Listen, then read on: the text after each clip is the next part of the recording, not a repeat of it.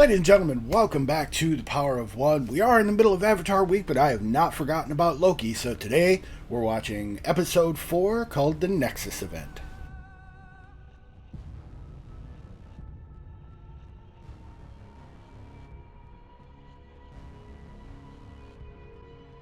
Thank you so much for coming by yet again. 2 videos, 1 day. What do you know? I set up Avatar Week to be very special because we are rounding out that show, which is why I wanted to put out 1 episode every week till we get to the finale. But I did not want to fall behind on such a glorious show like Loki, so we're going to slip this one in here as well. Folks, I am absolutely adoring this show. I can't wait to see what kind of shenanigans we're going to see today, because where we left our heroes last time was kind of crap. They were on a very, very doomed planet as a moon was crashing down into it. The last hope they felt they had to get off the planet was an Ark, a ship meant to take survivors off, and it got destroyed by meteors. My personal theory says that Loki still has the time pad. The one that he showed her, the broken one, I think was an illusion. So I have a feeling that they may still be able to get out of there somehow. But we shall see. I'm very much enjoying the byplay between Loki and Sylvie. It is amazing because you see the similarities in your characters. I mean, they're variants of the same being. But there are such distinct differences that they are very, very separate. And you could also see in our Loki's eyes an attraction because he finally met somebody that understands and that he firmly believes understands. And that is huge for Loki. Like, he has always stood apart because he has felt that nobody has understood him. And yet, here is this woman who is him, sorta, who actually understands. So there is a draw from him to her. We shall see where this whole thing goes. And honestly, I don't want to keep talking because I really want to see it myself. So, folks, let's get into the episode. You were created by the Timekeepers. Correct. Oh yeah, that was another nugget that we came up with, was we find out that the workers of the TVA were not created. They're all variants, just like Loki.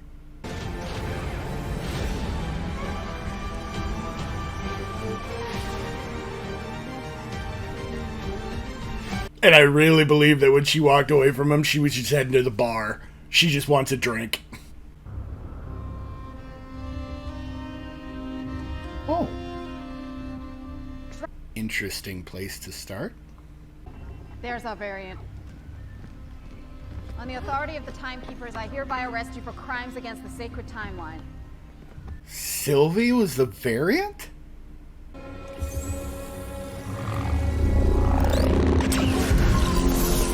But how? Right here!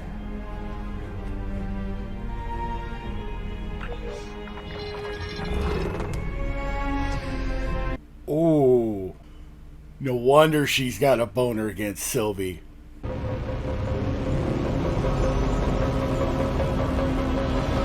Oh, hello. Well, a lot of those theories that the Timekeepers weren't real just went out the window.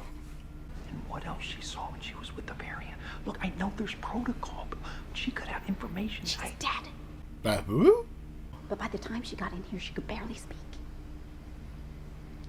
The decline was steeper after that. I'm betting that Ravonna is lying.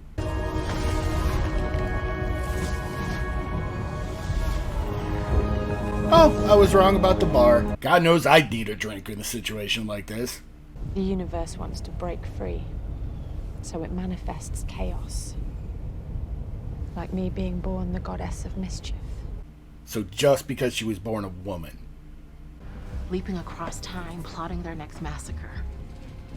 Yeah, that's right. Get lippy.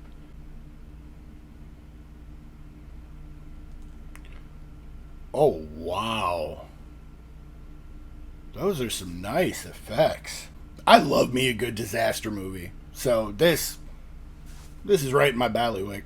You were just a child when the TVA took you, but you nearly took down the organization that claims to govern the order of time. You did it on your own. You had rings around them. You're amazing. We've got something. Temporal lock. Two variants touching create a broader timeline? You ever seen a branch like that? No. Holy hell. By the way, I should have an equal amount of security. This is insulting. God of self-sabotage, huh? The god of backstabbing. He's kind of an asshole and a bad friend. Be alone and you always will be. All right. A bad memory prison? How quaint. Yay, we got to see Sif! Because it was just a bit of fun. You conniving, Oh, wow. did this. Hang on. I hope you know you deserve to be alone and you always will be. Temporal prison to him getting kicked in the nuts by Sif for all eternity. Pathetic. His poor testicles. You know, we brought in Kree, Titans, vampires. Why is it the two orphan demigods are such a pain in the ass? Vampires. Oh, I like that throw in. Did Loki say anything while you were in there? Yeah. So the TVA's lying to me. Ah, Sylvie unlocks some of her memories from before the TVA. She's questioning things. You are alone. And you always will be. Oh, he talked himself out of violence. Okay, you said the TVA's lying to me. Go ahead. Or is that just a cockroach's survival mechanism? Ooh. Welcome to the real world. Down there, we're awful to one another to get what we want. Now I gotta have a prince tell me how the real world works? Wow. Of course it was me. Pulling the strings all along. So this is an interesting move on his part. He's going to try and convince them that he was the one in charge to try and get her free, which is an interesting move for him.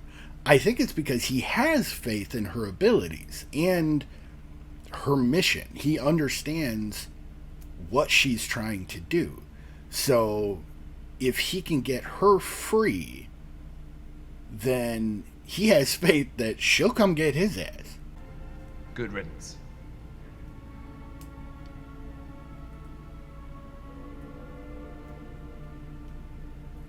Nope, he sees it. He sees it. He knows Loki too well. You're all variants. Everyone who works at the TVA. The Timekeepers didn't create you. They kidnapped you from the timeline and erased your memories. So this brings up another interesting thought. Is part of what the Timekeeper's doing finding people that matter so little to the timeline that they can take them and use them as TVA agents? Like, it would be an interesting spin on things. It's like somebody matters so little that removing them from the timeline will not impact the greater good.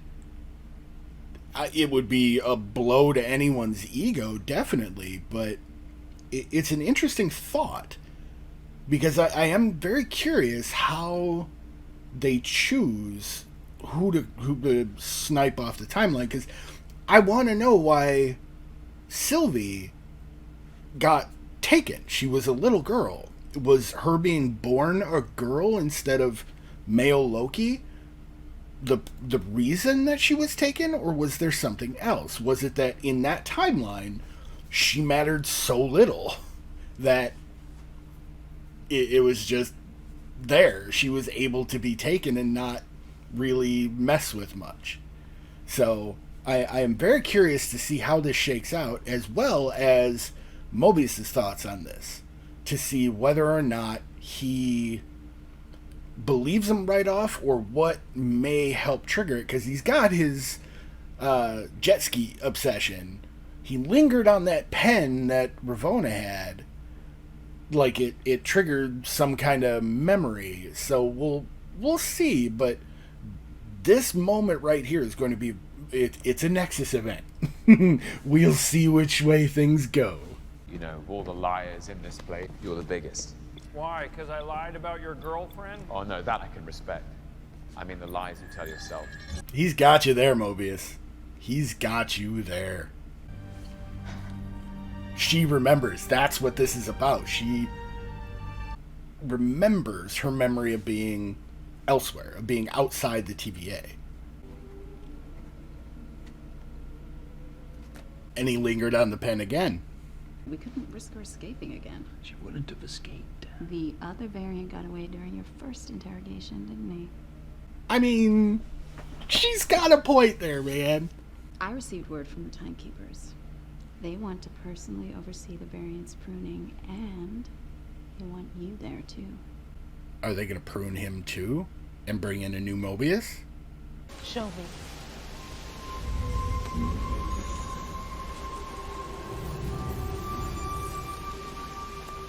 And to someone as adamant to the cause as this Timekeeper has been, that just shakes the very core of your being. I looked happy. What now? Now you come with me and we continue to try and take down the TVA. This is how you get an army. I was there. This was real what I saw. This is a place that I've been. This wasn't the TVA. This was a memory. Oh, that's what she was saying was real, is those memories. So I just have to trust the word of two Lokis?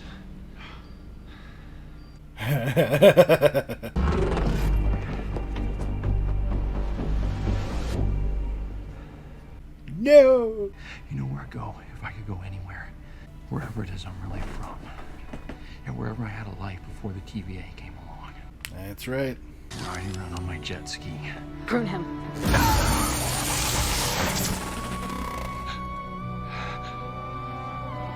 What? What? No! Wait for me at the elevator. Oh, the no! Mobius! I mean, I know we might be able to get another one, but it won't be the same with the interactions with the son of a bitch. Put out an alert for Hunter B-15. She too has been compromised by the variant. What I don't get is why they would convince these people that they were created by the TVA instead of either adjusting or changing their memories of where they were taken from. Because I'm sure that's why they went through and just did the, hey, you were created by, so people don't long to go back to the life that they had. But telling them their variants while still instilling with them this knowledge that, you know, bad variants need to be pruned, like, this is what I don't get the theory behind. You know, it was a complete miscalculation. Now I get we're talking about three cosmic beings that are literally messing with time here. So they think on a completely different level. But it still comes down to, was that the best choice? Because obviously this is backfiring. It was enough to take my life from me, lead to all of this. Must have been important. I don't remember. Again, being told that you matter so little. Scared. No, variant, you're nothing but a cosmic disappointment. Yes! Philadelphia!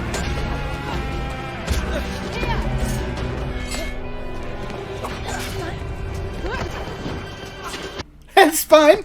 Come on. Oh, Sylvie's got this.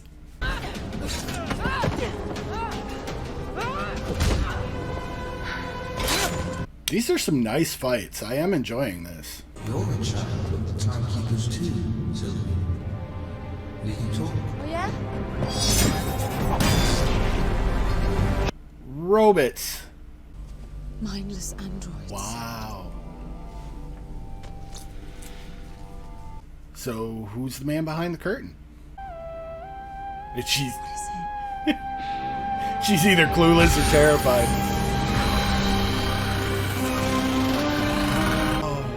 You're gonna tell me everything.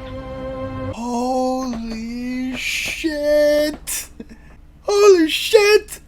Oh, this is amazing. This is one of the more creative character shifts that I've seen in a long time, because now we were introduced with Loki and Mobius. We technically still have Loki in Sylvie. This is a neat, really neat twist. We may see Mobius and our Loki further down the line, but there's no telling. I'm going to check real quick, see if there's an after credit scene. Wait, the what the? This is hell. Well, you knew the person who used to run it.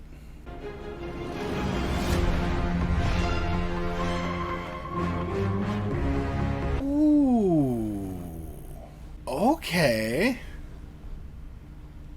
That's an interesting one. Okay, so there were at least 2 Lokis, possibly a third one, depending on how you want to interpret the folks that they showed there. There's a comic where the Lokis are all at a place called the Nexus of All Things. And there's a ton of Lokis there.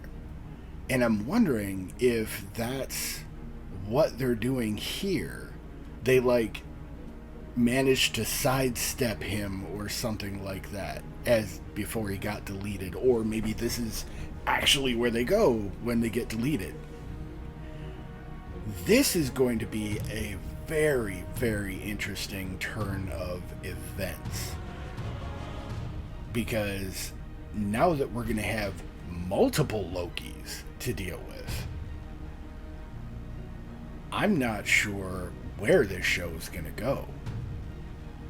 Obviously, the TVA has issues. A lot of that is going to get taken down. But from here, like, Sylvie's going to be getting information from Ravonna, which will hopefully explain what is actually going on with the TVA. And it makes sense that, you know, greater cosmic beings that are, if they're actually, you know, messing with the timeline and whatnot, why would they be sitting in chairs in this office building? So I get the setting up the androids thing.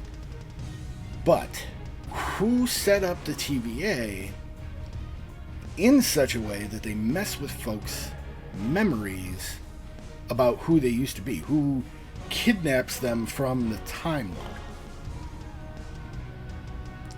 One small thing that I like, of the three folks that they showed at the end of that end credit scene, the Loki in the yellow and green, that was one of Loki's original costumes, like, from the comics, and that's a really neat touch on that one. So I am more than excited to see next week's episode, to see what kind of explanation we get and how many other Lokis we may get to see. This is going to be astounding, friends. And I hope you take this ride with me, because this show just keeps getting better and better. Thank you so much for watching. Remember, you are a power that can change the world, even if it's in a small way of making someone smile. I suggest you use that power to the best of your ability every day. Thanks for coming by, folks, and I hope to catch you in the next one.